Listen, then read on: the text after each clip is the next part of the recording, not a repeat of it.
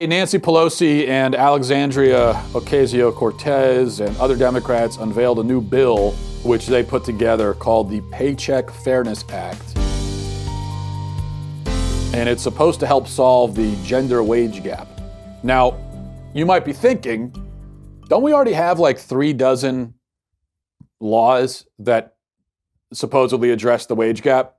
And yes, we do. And then you might also be thinking, isn't the gender wage gap a myth? I mean, hasn't this thing been debunked a million times? Well, yes, it has. But nobody has told AOC that. She says that the wage gap persists in secrecy. And she's right. It is so secret that it doesn't exist. That's how secretive it is. The gender wage gap it's like the gender wage gap has the secrecy of, say, the Loch Ness Monster or Bigfoot. They live such secretive lives because they don't exist at all. There is no gender wage gap.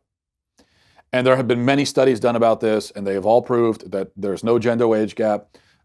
When you compare people in similar positions doing similar jobs with similar experience and similar levels of seniority and so on, I mean, when you actually make a worthwhile comparison, the gender wage gap basically disappears.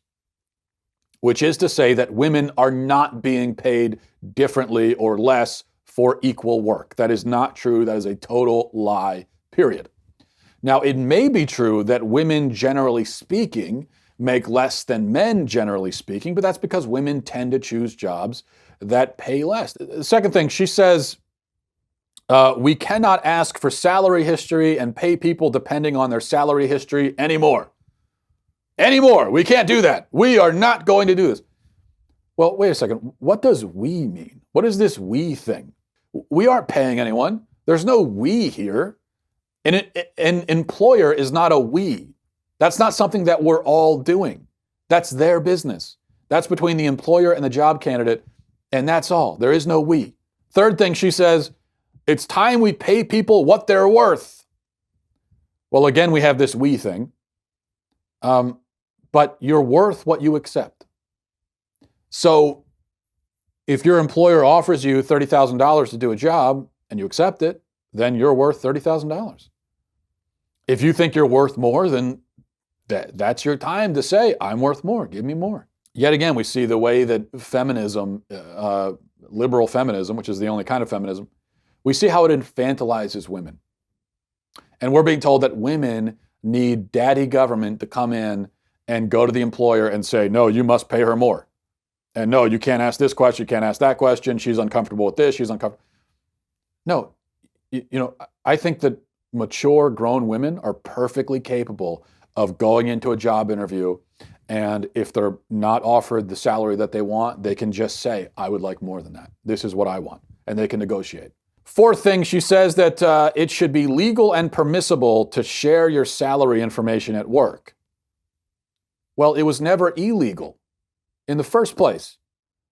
But many jobs don't allow it because you don't really want your employees going around talking about their salaries. So what she means to say is this: it should be illegal to make it impermissible to share salary information at work. Which again, who are you? Why do you get to decide this? Why is this your call? Why is it any of your business? If an employer has a rule that you can't share salary, okay, what is that to you? And it's none of your business anyway. So there's no advantage to advertising the fact that this person is making much more than that person.